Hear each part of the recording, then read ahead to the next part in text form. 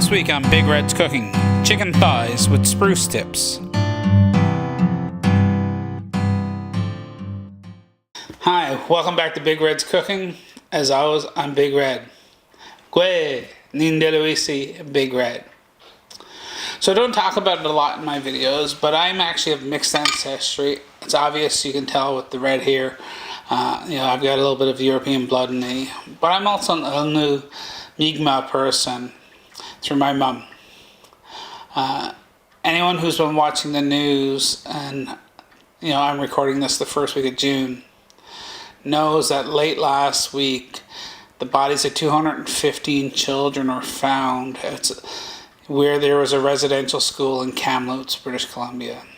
It's 215 kids who did not get to see their parents ever again, whose parents didn't get to say goodbye to them.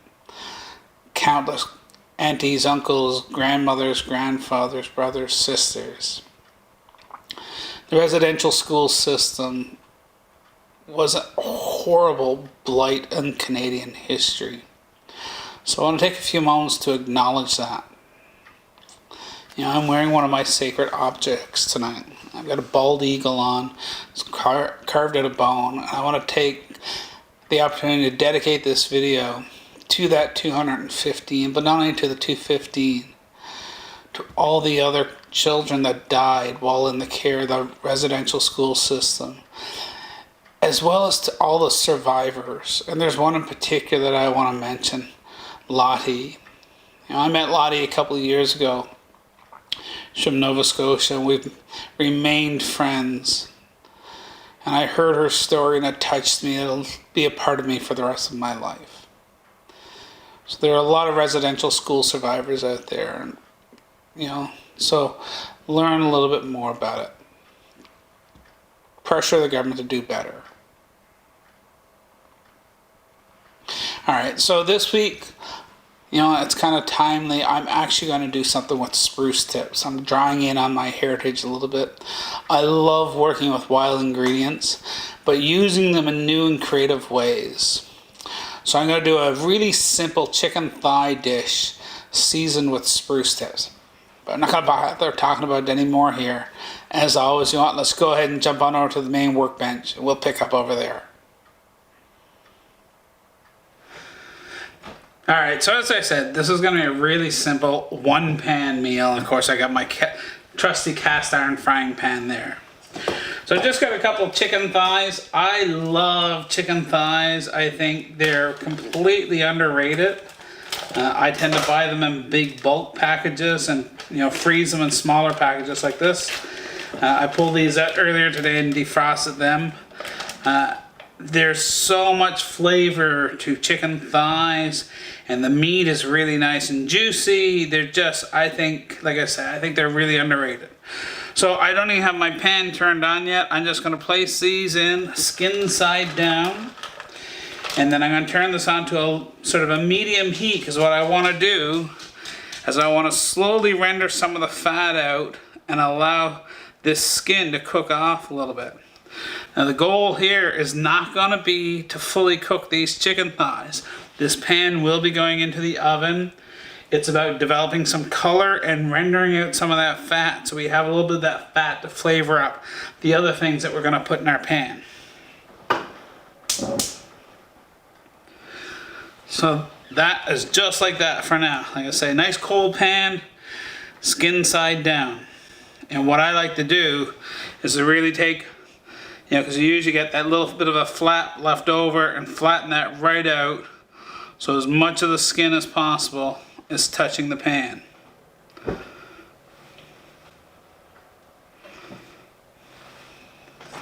And of course, we're dealing with raw chicken. Let's get rid of this right away. So I'm giving my hands a really good wash. Our chicken thighs are coming along nicely here now. Alright, they're sizzling good. Get some fat rendering off. So while that's doing its thing, what I'm going to do, I'm going to start prepping my vegetables here. So I just got a big old basic carrot.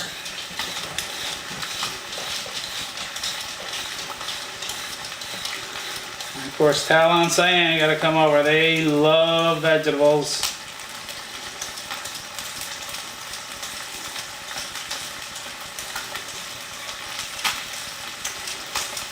As always, save my peels for my compost.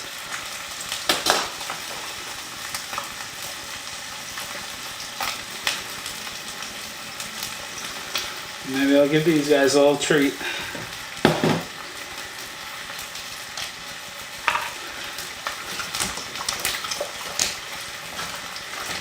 Alright, so with our carrot, I'm going to keep this really simple. I'm just going to do a nice little oblique cut. So it's just going to be going back and forth and sort of creating some triangles.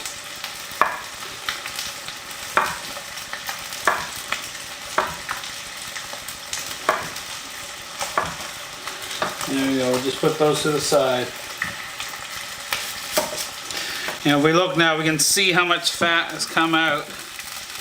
You can see that fat in that pan. And that's going to be great. That's going to help to develop some flavor for us. Alright, next we got our little onion here.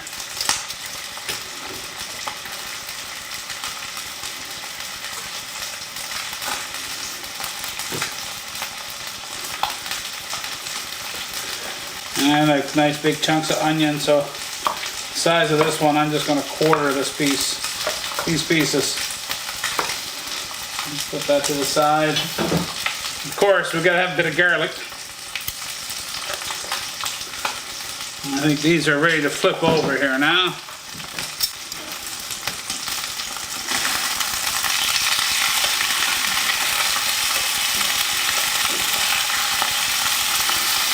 You can see we've got some nice color development there now. That's just what we want. I haven't put a bit of fat into that pan yet. And I'm just going to give these a bit of a crush.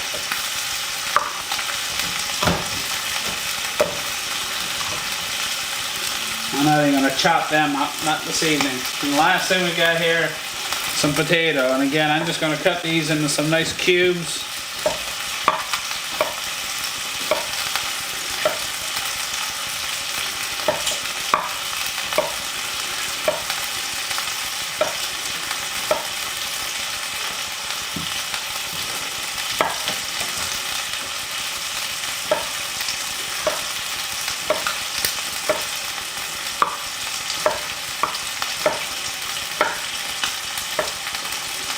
There we go.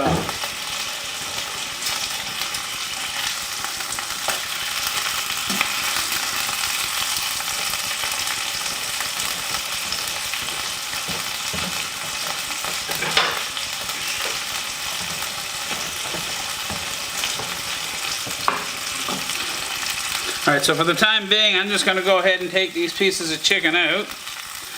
And they're definitely not cooked. But what I want to be able to do now is get my vegetables in this pan.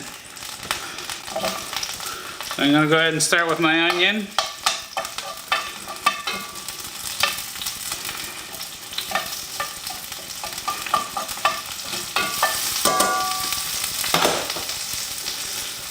So now the last ingredient for us this evening is the star of our dish, and that's these pine tips. Now these do need to be rinsed. And what you're going to notice on some of these, the better ones anyhow, and what I aim for, are the ones with the little paper ends. Now they'll just sort of pop right off. And so the rest of these are actually going to be used for another video, and I'm actually going to pickle them up. And they're a great condiment. I use use as a side dish for all kinds of things. So for now, I'm just going to take a few of these.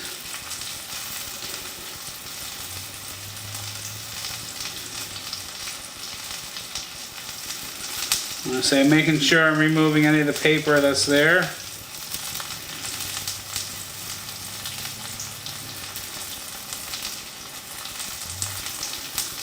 I'll put that to the side for now. We'll give these a quick rinse. So those are one of my favorite wild ingredients. You know, and I use them pretty much the way you'd use rosemary. A very similar type flavor.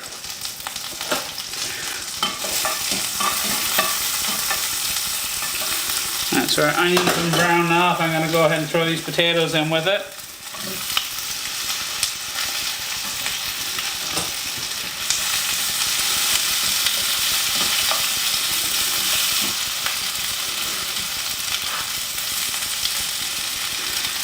And again, the goal here is not to cook these potatoes because we're going to let that finish in the oven. We're just trying to develop a little bit of color here, a little bit extra flavor.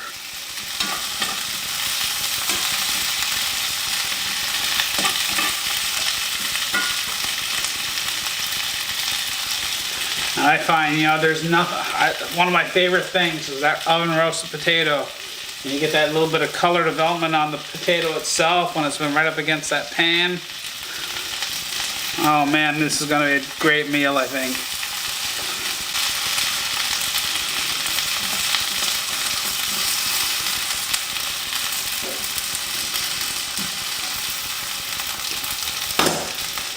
And go ahead and throw our garlic in.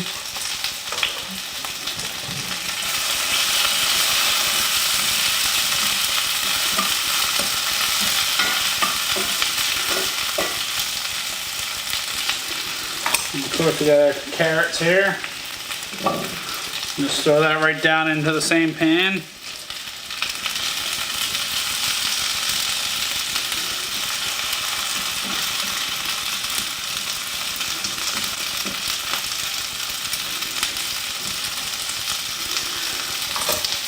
I'm going to take some of these spruce tips on. I'm just going to break them apart right over the top.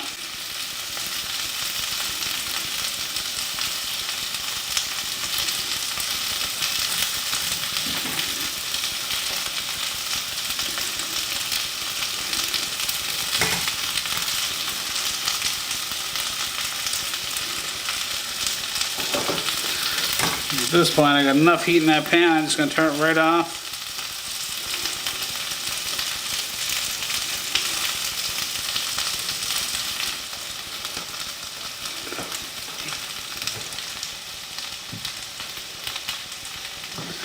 And a little bit of pepper, of course.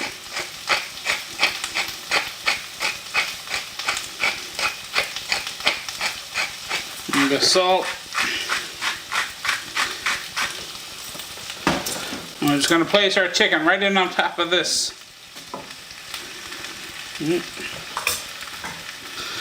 Of course, a bit more of this spruce tip right down on top of the chicken itself.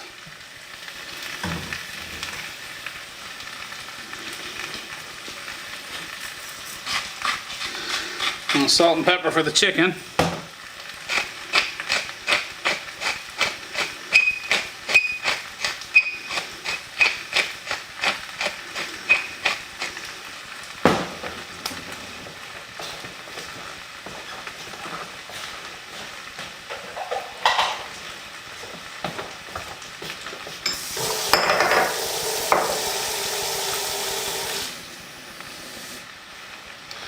I'm just going to give this a little splash of water. I don't want this boiling. I just want to be able to give this a little extra kick.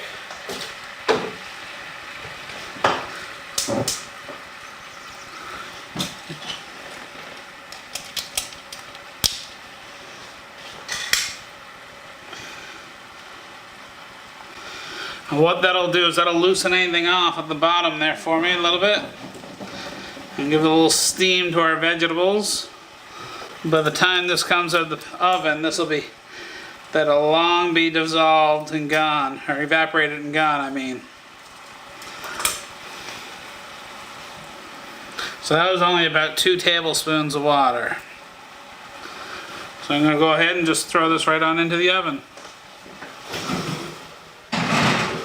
So I've got that set at 375. And we're going to leave that in there for about 20 to 30 minutes. Basically, we want to leave it in there long enough until those potatoes and those carrots are nice and tender and that chicken is fully cooked. So I'm going to do a little bit of cleaning and we'll come back and we'll check on that in a while. Alright, so it's been about a half an hour or so. It's smelling fantastic, so I'm going to go pull this pan out here now.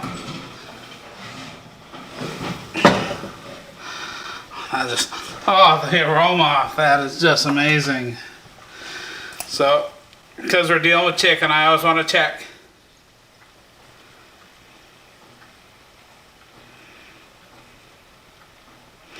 Oh yeah, that's definitely done. Yep. That's definitely done. So a really handy tool to have, an internal probe thermometer. So we'll go ahead and couple pieces of our chicken right there.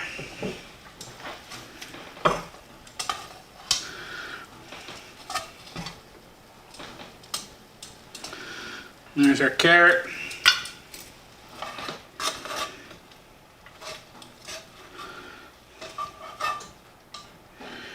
And some of our potato.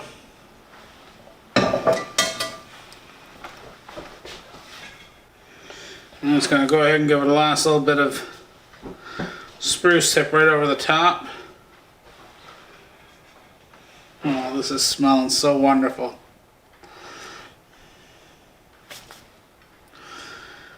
You know what? So as always, let's go ahead and we'll jump on over to our main counter. Oh, this is going to be a great meal. I'll give this a little taste. I can't wait to dig into this. So doesn't that just look wonderful? Oh, let's go ahead and give this a little taste.